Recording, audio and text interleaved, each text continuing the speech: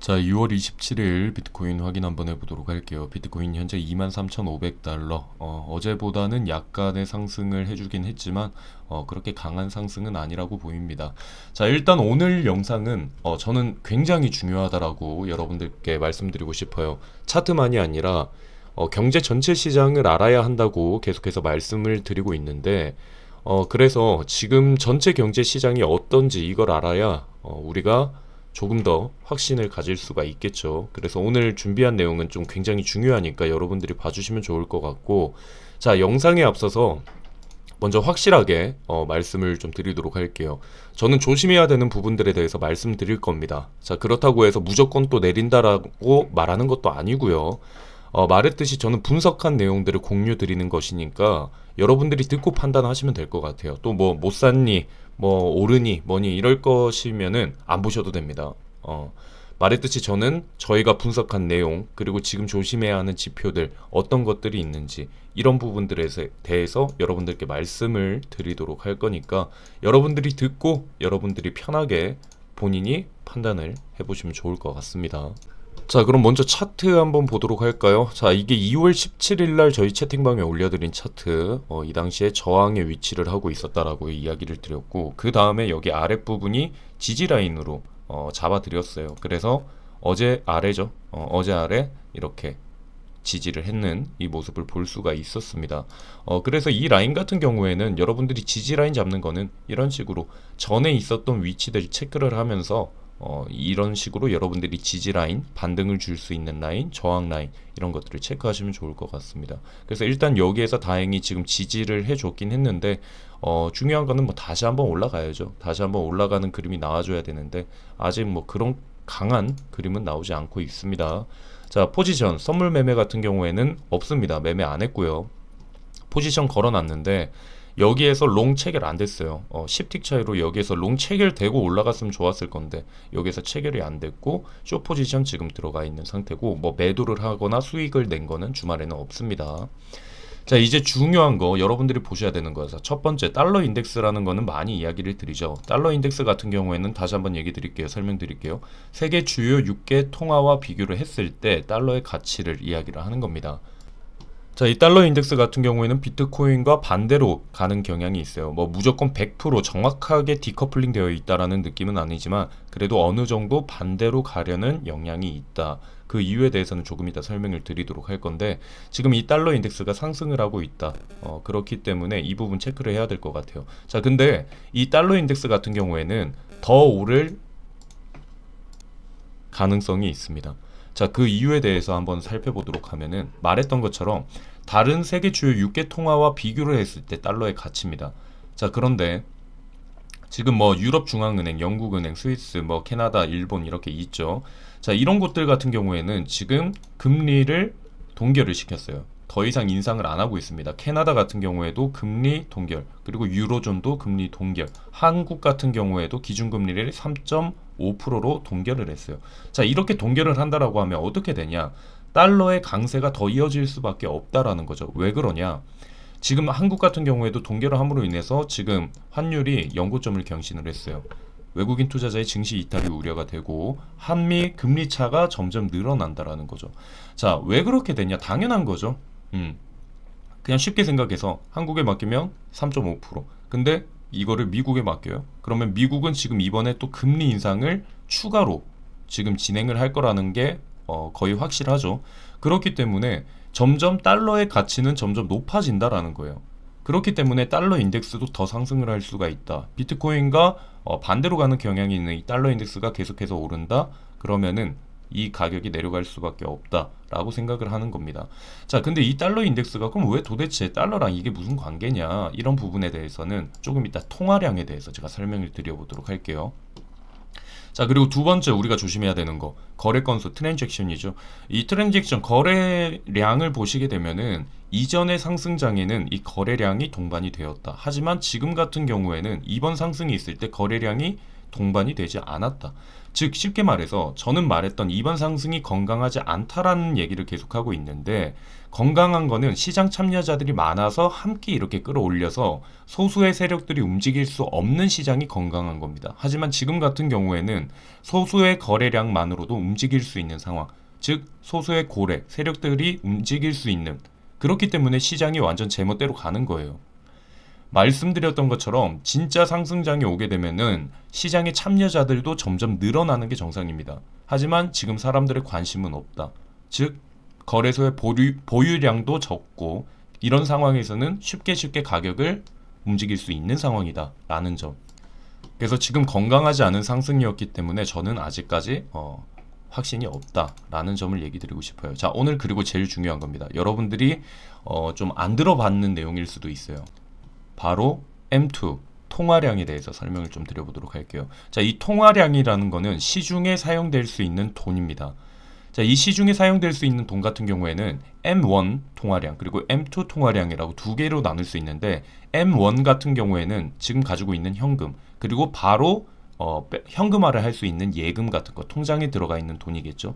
이게 M1이에요. 그리고 M2 통화량이라는 거는 여기 M1에 더해서 2년 이하 정기 예금과 주식, 채권 이런 것들을 다 통틀어서 합친 게 M2 통화량이에요. 그래서 보통 M2 통화량을 더 많이 보거든요.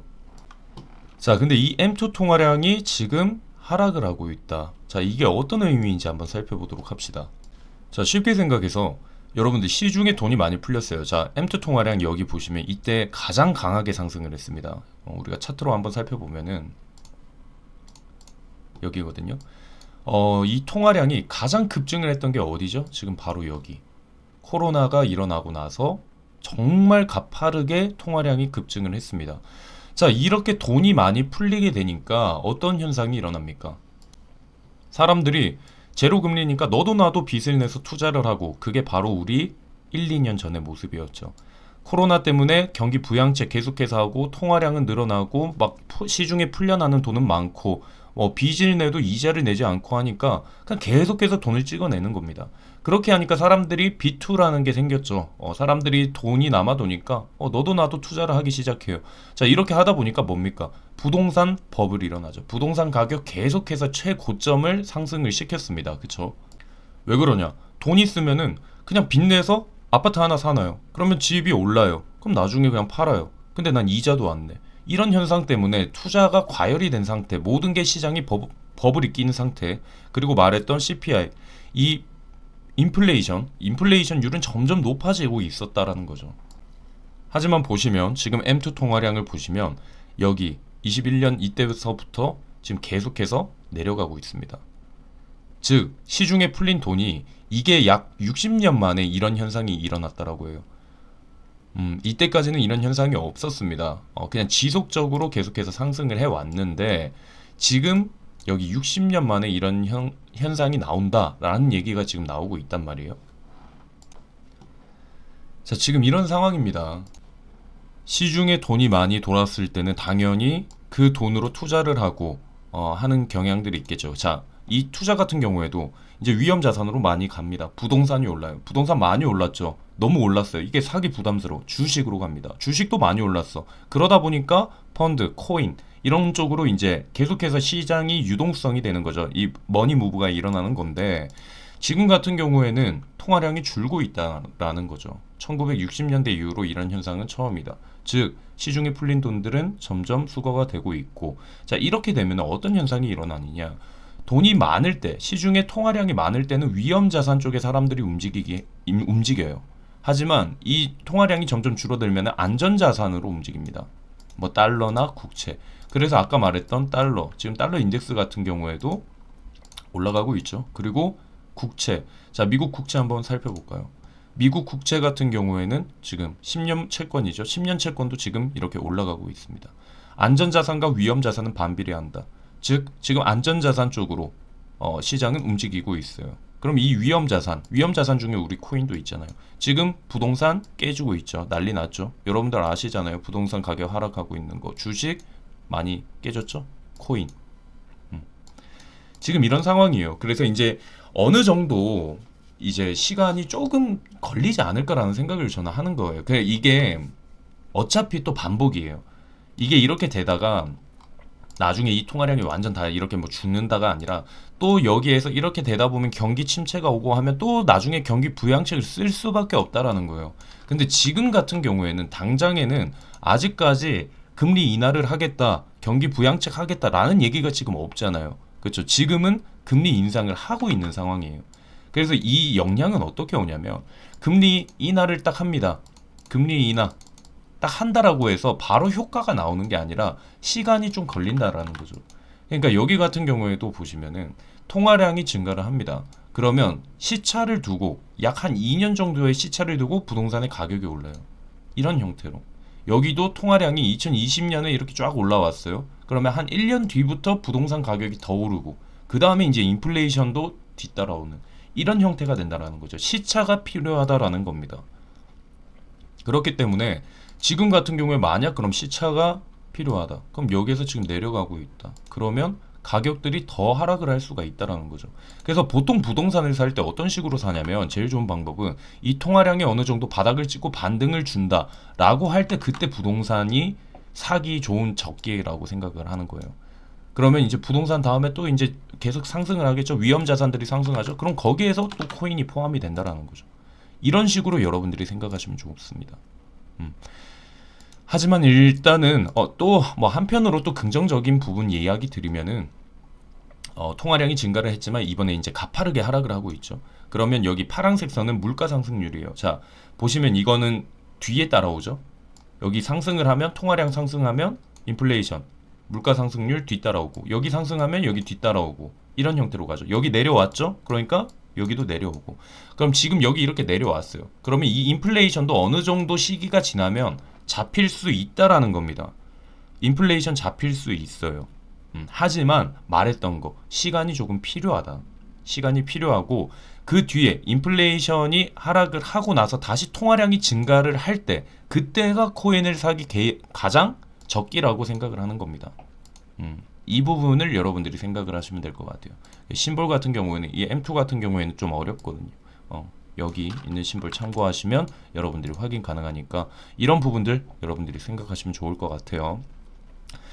오늘 내용은 여러분들이 앞으로도 이 시장의 구조에 대해서 여러분들이 알 수 있는 거니까 여러분들이 잘 복습하시고 보시면 좋을 것 같아요. 자, 긍정적인 부분도 있습니다. 바로 WTI, 바로 원유 가격이죠.